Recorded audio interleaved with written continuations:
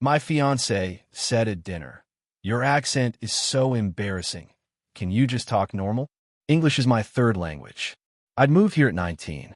I said in perfect English, "I'll work on it." Then I switched to my native language for the rest of the meal. When she realized she couldn't understand a single word and everyone was staring. Original post. I, 30 male, was born in West Africa. I grew up speaking Yoruba at home and French at school. I learned English starting around 14, mostly from movies, music, and a tutor my mother paid for with money she didn't really have because she believed English would open doors. When I was 19, I moved to the U.S. on a student visa. I got a degree in accounting, passed the CPA exam on my second try, and I've been working at a mid-size accounting firm for the last 5 years. I make $87,000. I own a used Honda Accord. I send money home to my mother every month. I have an accent. The accent is there. I'm not going to pretend it isn't. It's a blend. Yoruba cadence underneath, French rhythm mixed in, American vocabulary on top. Most people understand me fine. Sometimes I have to repeat a word. Sometimes someone asks, "Where are you from?" And I tell them and they say, "Oh, cool." And we move on. It's never been a problem. At work, with friends, at the grocery store. Never. Not once in 11 years has someone told me my English was a barrier. Until my fiancée. We'd been together for 3 years. Engaged for 4 months. She's American-born, works in hospital administration. She's smart, organized, and, I thought, someone who respected where I came from. When we first started dating, she used to say my accent was charming. She'd ask me to say things in Yoruba because she thought it sounded beautiful. She told her friends she was dating a multilingual man, like it was a feature, not a flaw. The shift was gradual. Around year 2, she started correcting me. Not big things, small stuff. I'd say a word with the wrong emphasis, and she'd repeat it back the right way. I'd use a phrase that was technically correct but structured differently than how an American would say it. And she'd go, "That's not how we say it here." I let it go. I figured she was trying to help. Then the corrections became comments. "You really need to work on your pronunciation. Sometimes I can barely understand you." People at work asked me where you were from, and I had to explain your whole background. It was exhausting. That last one stung. My whole background, the country, the languages, the immigration, was exhausting for her to explain. But the dinner is what broke everything. It was a Friday night. We were at a restaurant, a nice one, the kind with cloth napkins and a wine list. She'd invited her brother and his wife. We'd met them several times before. Her brother is fine, quiet guy, doesn't say much, nods a lot. His wife has always been friendly to me. Normal double date energy. We were looking at menus, and I was telling her brother about a new client I'd picked up at work, a small manufacturing company with interesting tax situations. Mid-sentence, I said something about amortization schedules, and apparently my pronunciation of amortization wasn't crisp enough because my fiancé cut me off. "Okay, babe, stop." She put her hand on my arm. "Your accent is so embarrassing right now. Can you just talk normal? Please." She said it at a volume that carried. The table next to us glanced over. Her brother's wife froze with her water glass halfway to her mouth.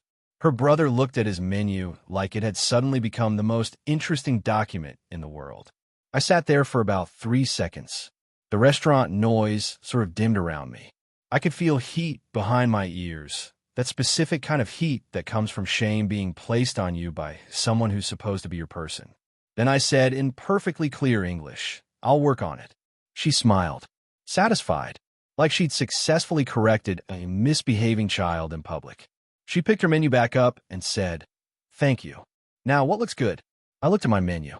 Then I looked at her brother's wife, who was staring at me with an expression I describe as secondhand horror. And I made a decision. I turned to the waiter, who had just walked up, and ordered my entire meal in Yoruba.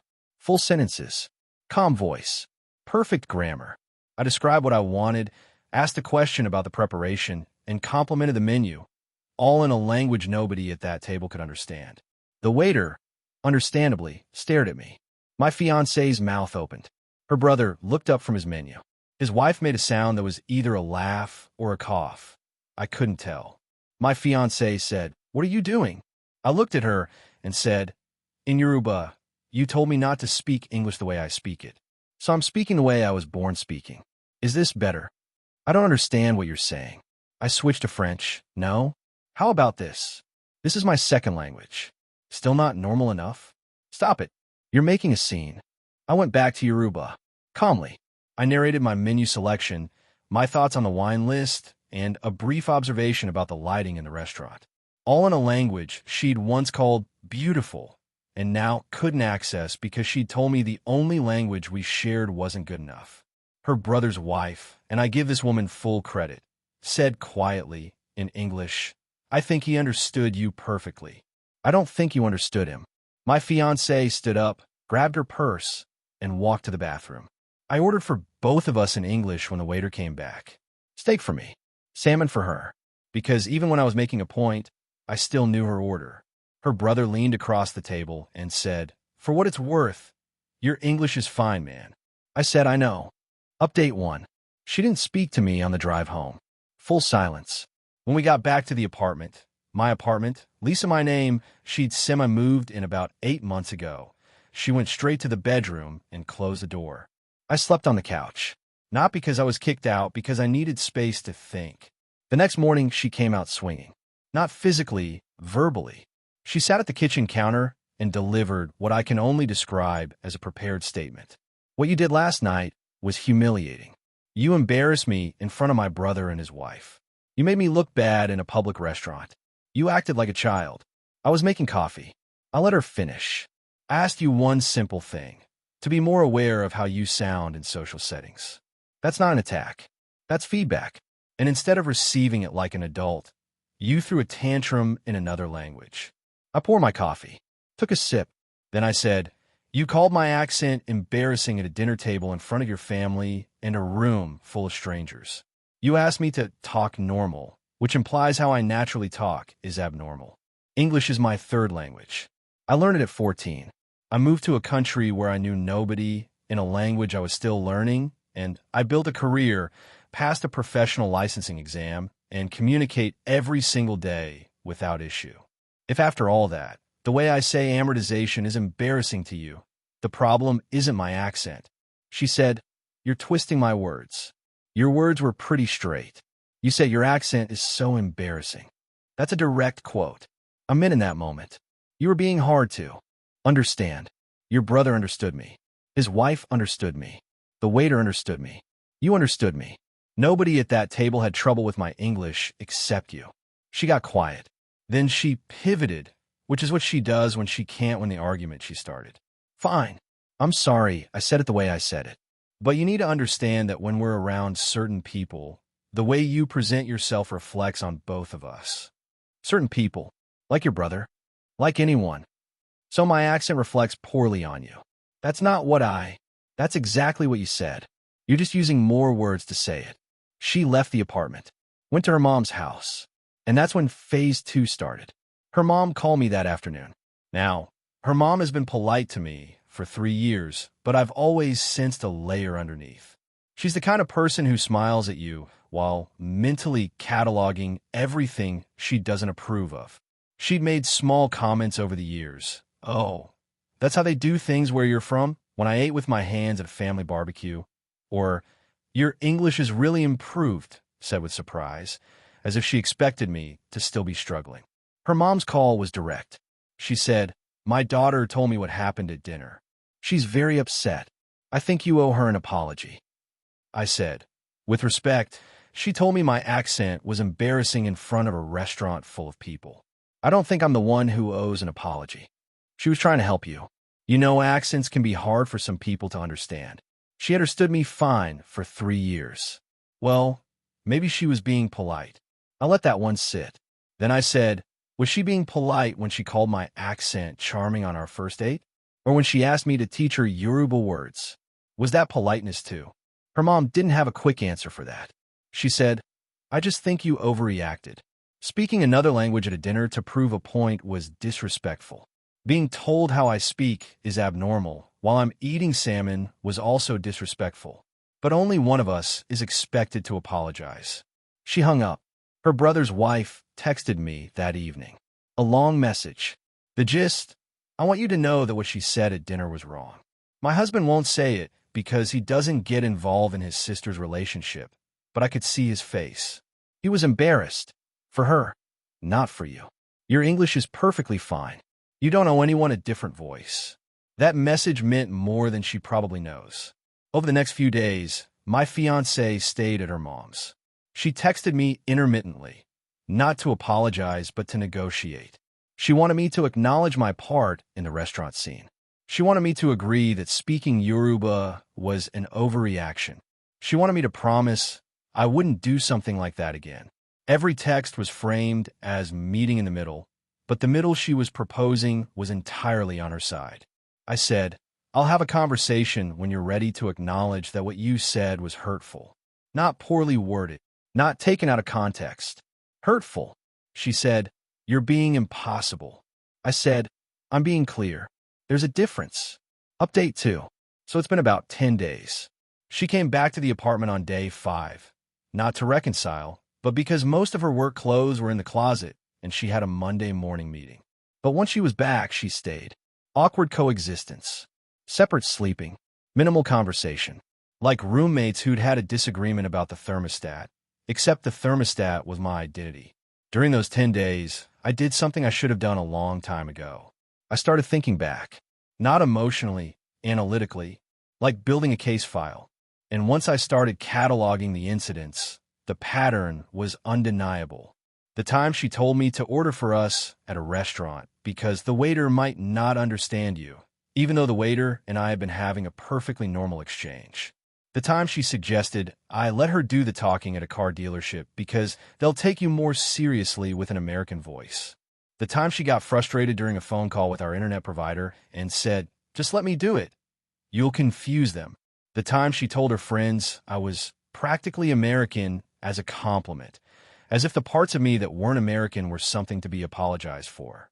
And the smaller stuff, finishing my sentences when I'd pause to find a word, repeating what I said to other people in clearer English, which was often the exact same sentence I just said, introducing me at parties with, he's from West Africa, but don't worry, his English is great, like she was offering a disclaimer before I opened my mouth.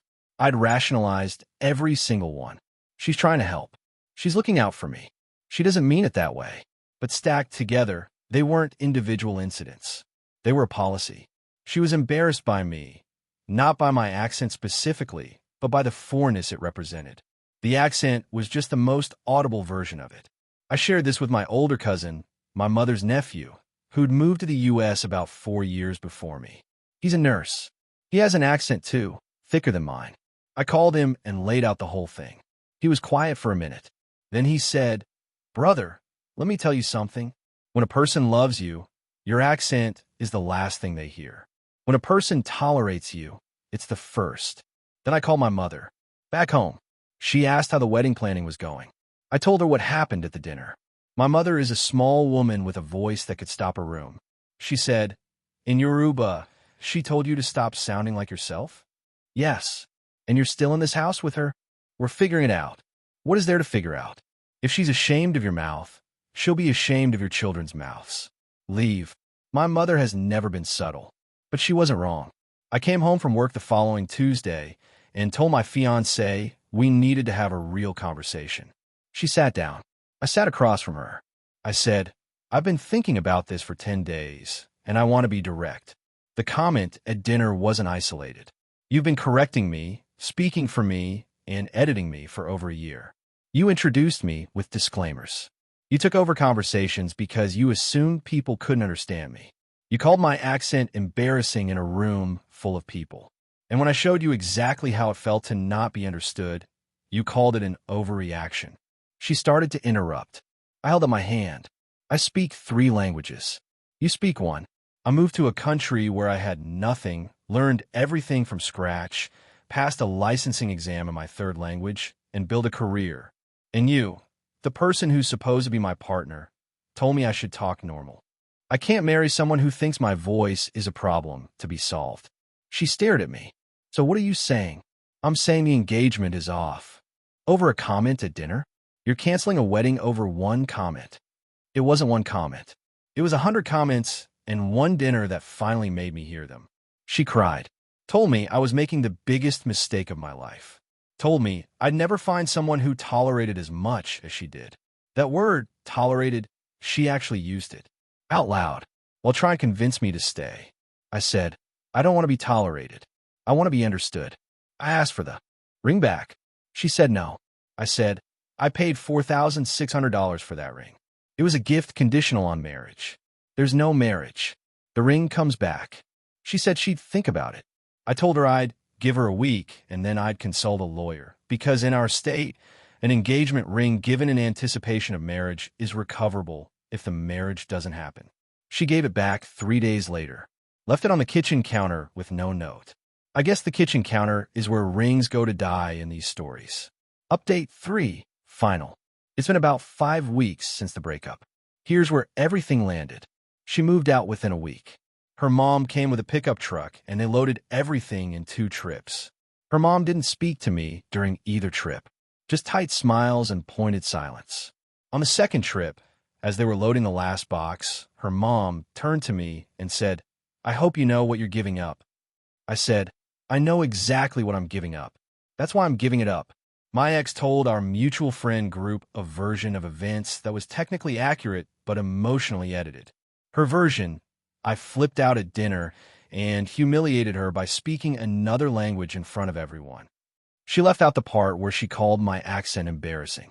She left out the corrections, the disclaimers, the years of small erosions. In her story, she made one tiny mistake, and I blew up the engagement over it. For about a week, 2 of our mutual friends were cold toward me. They texted vague stuff like, that seems like an extreme reaction, and couldn't you have just talked it out? Then her brother's wife got involved. Without me asking, without me even knowing, she told 2 people in our friend group what actually happened at the dinner. Word for word, including, your accent is so embarrassing, and can you just talk normal? She also mentioned the context, that it was said at full volume in a restaurant, that other diners looked over, that my fiancé said it with zero hesitation. The 2 friends who'd been cold went quiet for a day. Then one texted me, I didn't know she said that. I'm sorry. That changes things. The other one didn't text me directly, but unfollowed my ex on Instagram, which in the economy of our friend group was a clear enough statement. Her brother called me once, about 2 weeks after the breakup. He said, I should have said something at that dinner. I didn't, and I'm sorry. I said, you don't need to apologize. Yeah, I do. My wife has been on my case about it, and she's right. I sat there and said nothing while my sister talked to you like that. That's on me. Your sister is your family. You were about to be my family too, and I let you down. I respected that call. It couldn't have been easy. The ring, I sold it. Got about $3,200 back on the $4,600 I paid. Not great, but I sent $1,500 of it to my mother. She didn't ask what it was for. I told her it was a bonus from work. She said God is good, and I let her believe that because sometimes the simplified version is the kinder one. My ex's mom made one more attempt. She sent me a long email, not a text, an email, about how I'd thrown away a good woman over cultural differences and that I needed to accept that living in America means adapting to American norms. She said my accent was something to work on, not something to be proud of. I read that email twice. Then I forwarded it to my cousin. He said, print that. Frame it. Hang it in your office. Every time you feel like you don't belong here, read it and remember, you belong here so much that someone had to write a whole email trying to convince you otherwise.